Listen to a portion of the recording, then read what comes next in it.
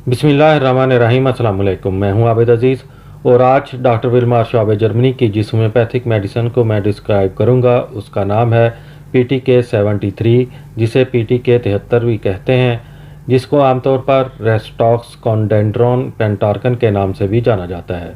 PTK 73 का इस्तेमाल पट्ठों में खंचाव और उजलाती दर्द के लिए किया जाता है।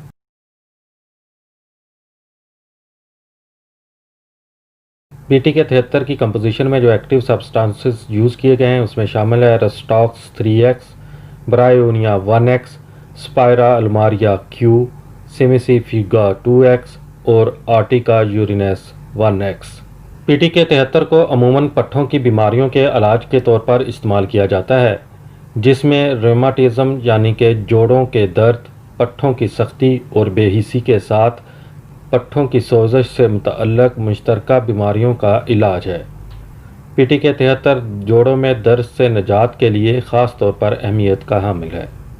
PTK 73 को अमूमन पट्ठों की बीमारियों के इलाज के तौर पर इस्तेमाल किया जाता है, जिसमें रूमेटिज्म यानी कि जोड़ों के दर्द, पट्ठों की सख्ती और खंचाव और पट्ठों की बेहिसी के साथ पट्ठों की सोजश से मुतअल्लिक़ मुश्तरका बीमारियां शामिल हैं।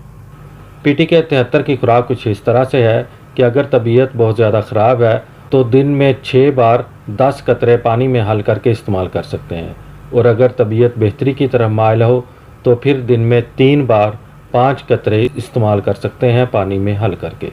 और जैसे ही तबीयत बेहतर होना शुरू हो जाए तो फिर खुराक में कमी कर देनी चाहिए, यानी कि दिन में 1 बार भी इस्तेमाल किए जा सकते हैं 5 कतरे, या एक दिन के वक्फे के साथ भी 5 कतरे इस्तेमाल किए जा सकते हैं।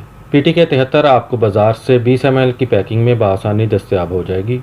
उम्मीद करता हूं कि ये वीडियो आपको अच्छी लगी होगी। अगर वीडियो अच्छी लगी है तो इसको लाइक कर दें।